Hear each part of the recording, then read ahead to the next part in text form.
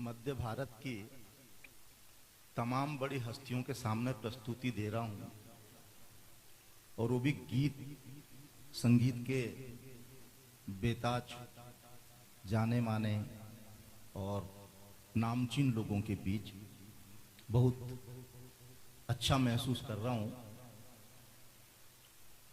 अच्छा, आप गाते हैं साहब, हम लिखते नहीं तो आप गाते क्या? तो ऐसा नहीं कि हम गा नहीं सकते, और आपको ऐसा एहसान मानना चाहिए कि हम गाते नहीं हैं।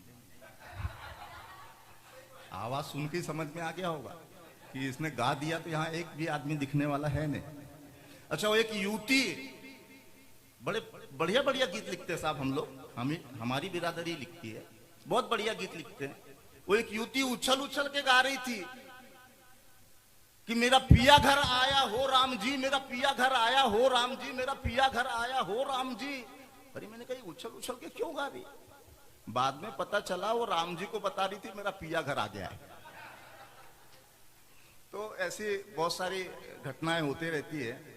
असल में साहब, हम लोग पूरे देश का दौरा करते हैं, और बड़े मजे की बात है कि उसमें से आधा दौरा तो आनंद सर के साथ ही हमने किया हुआ है। पूरे देश में बहुत प्रसिद्ध व्यक्ति, प्रसिद्ध नाम कविताओं के क्षेत्र में, इतना सब हम लोग करते रहते हैं। मुझे थोड़ा सा समय आप लोगों के साथ बिताने का अवसर मिला, तो मैं उनका और बजरंगी एंटरटेनर्स का बहुत बहुत आभारी हूँ। यहाँ पर बहुत बढ़िया व्यक्ति बैठे हैं, जितने भी पुरुष बैठे हैं, महिलाएं बैठी हैं। मैं महिलाओं को और पुरुषों को, महिलाओं को विशेष प्रणाम करता हूं साहब, और जो बेटियां हैं, ये बेटियों को भी विशेष प्रणाम करता हूं। विशेष प्रणाम इसलिए भी करता हूं साहब, क्योंकि मेरे भी घर में एक बेटी है। मेरी नहीं साहब, मेरे ससुर की बेटी। पूरे समय सर पे बैठे रहती साहब। अब तो देख सकते हेलीपैड बन गया। एक दिन घूमने गए, लौटने में शाम हो गई, बिजली गुल, घर में ताला लगा हुआ है दरवाजे पर। बोले ताला खोलना है, तो मैंने मोबाइल का टॉर्च निकाला। बोले चाबी मुझको तो मैं ताला खोलूंगी। उनके बोलने पर कौन मना कर सकता है। मैंने चाबी दिया, उन्होंने चाबी फंसाई, ताला खोल रही हैं। 1 मिनट हो गया खुल नहीं रहा, 2 मिनट हो गया खुल नहीं रहा। मैंने कहा एक काम करो, ताला खोलना तुम्हारे बस का काम नहीं है, चाबी मुझको दो। मैंने साहब चाबी फंसाई, ताला झट से खुल गया।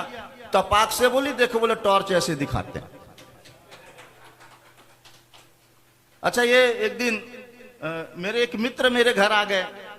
अच्छा साहब, हम लोग पूरे देश में घूम घूम कर ये हिंदी का प्रचार प्रसार कर रहे हैं, पर हमारे घर में अंग्रेजी सीखने का बड़ा ललक है, बहुत ललक है। तो हम लोग हिंदी का प्रचार प्रसार कर रहे हैं, और उनको अंग्रेजी सीखने का शौक है, अंग्रेजी जानती नहीं है वो। तो एक दिन मेरे मित्र आ गए घर में, आए बैठे। मैंने बोला 2 कप चाय बनाना। साहब 5 मिनट हो गए, 10 मिनट हो गए, चाय आई, चाय के साथ ट्रे में केले। मैंने कहा ये क्या है? मैंने कहा सुनो, ये चाय के साथ नमकीन लाती, बिस्कुट लाती, टोस्ट लाती, ये चाय के साथ केले। देखो जी, बोले मेरा मुंह मत खुलाओ, बोले जो आपने बोला वो मैंने किया। मैंने क्या बोला? आपने बोला 2 कप चाय बनाना। ये रही 2 कप चाय, और ये रहा बनाना। अच्छा साहब, हमारे साथ बहुत घटनाएं होते रहती है। अच्छा, जमाना बहुत तेजी से बदल रहा है साहब। एक जमाना था 1960 का, जब शाम को पति थका हारा घर आया, और जैसे ही उसने बोला मुंह से 1 कप चाय, पत्नी चाय लिए खड़ी मिलती थी। एक वो जमाना था। फिर जमाना बदला, जमाना आया 1970 का। पति शाम को थका हारा घर आया और बोला 1 कप चाय, पत्नी बड़े प्यार से बोलती जी अभी लाई। फिर जमाना आया 1980 का। पति शाम को थका हारा घर आया, बोला 1 कप चाय, पत्नी बोली लाती हूं। बदलाव आ रहा है सर। फिर जमाना आया 1990 का, पति शाम को थका हारा घर आया, बोला 1 कप चाय।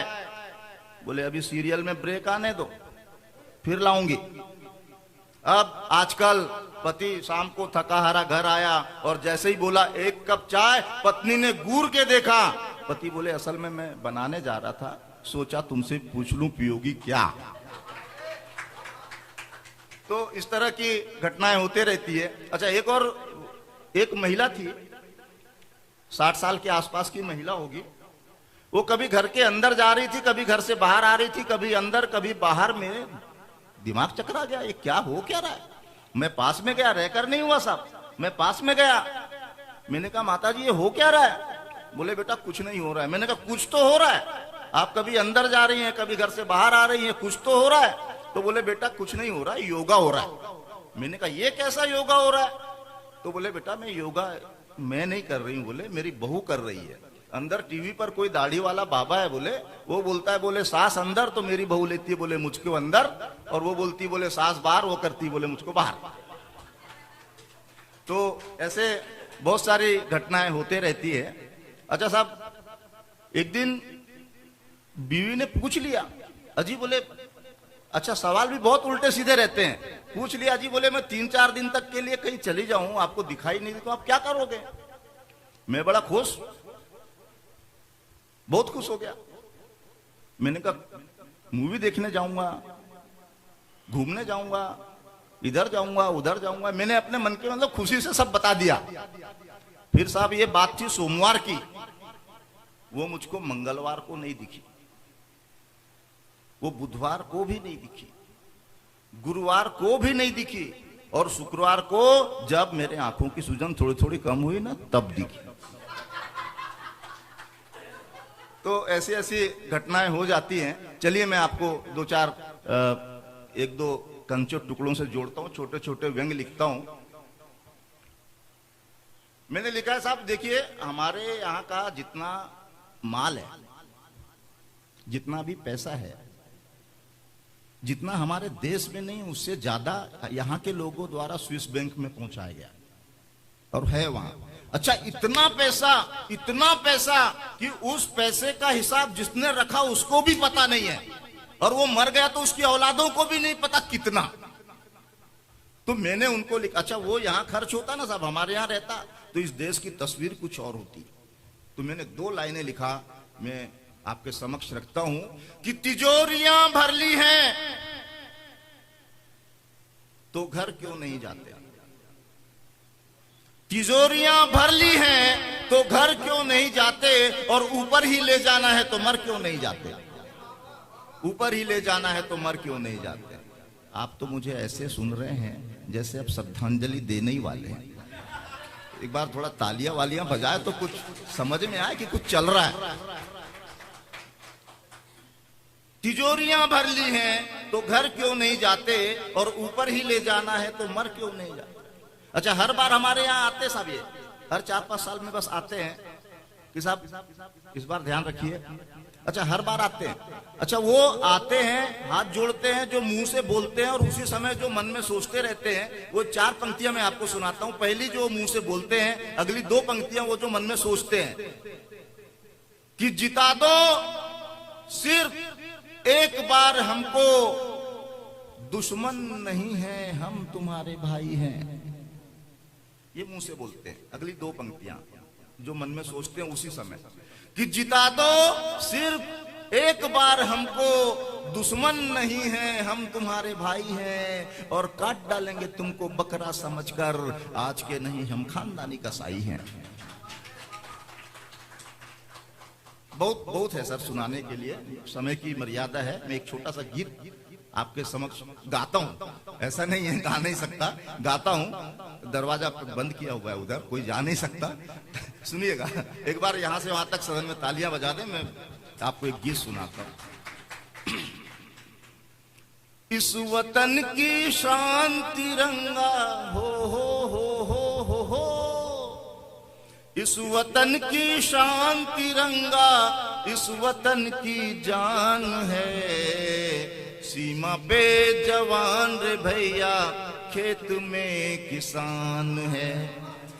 सीमा पे जवान रे भैया, खेत में किसान है, इस वतन की शान तिरंगा हो।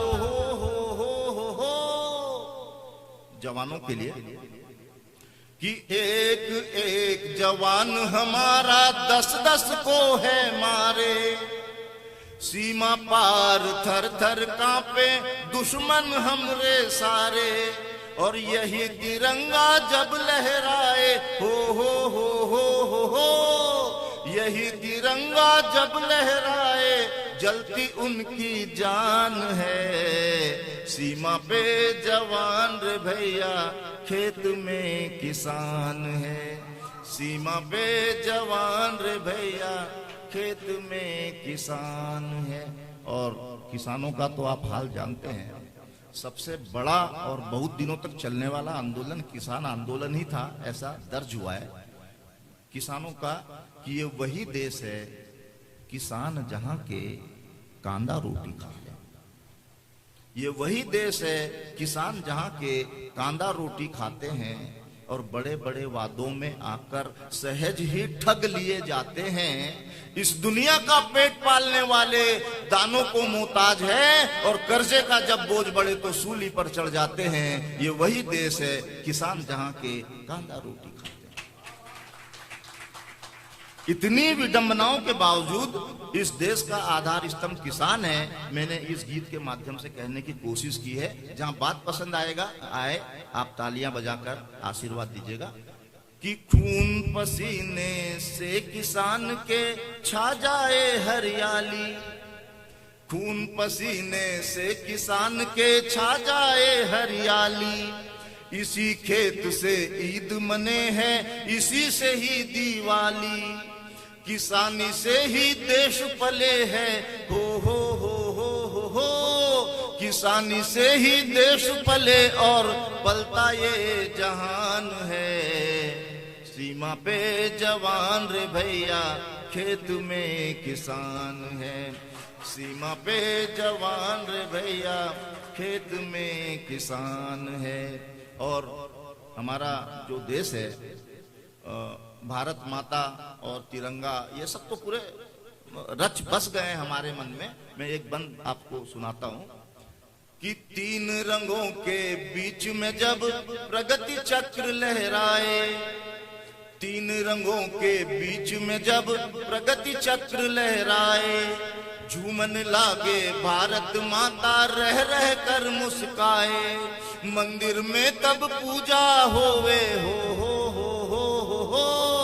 मंदिर में तब पूजा होवे, मस्जिद में अजान है। सीमा पे जवान रे भैया, खेत में किसान है, सीमा पे जवान। और हमारा जो देश है साहब, अपने सर्वधर्म संभाव की वजह से पूरे विश्व में जाना जाता है और माना जाता है। मैंने एक बंद कहने की कोशिश की है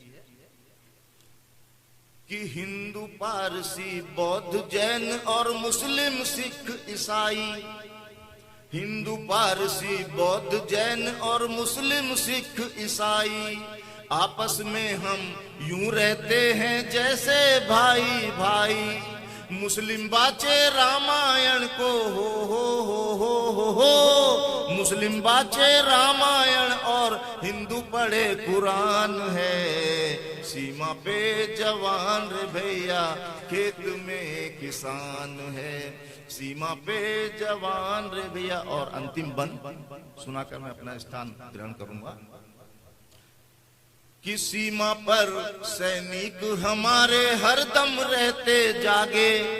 हमारा चिर परिचित देश है दुश्मन देश पाकिस्तान, अब तो चीन भी फन उठाने लगा है, इसलिए मैंने ये बंद कहने की कोशिश की है कि सीमा पर सैनिक हमारे हरदम रहते जागे, सीना ताने हम खड़े हैं दुश्मन क्यों न भागे, और वही तो हमसे टक्कर लेगा हो,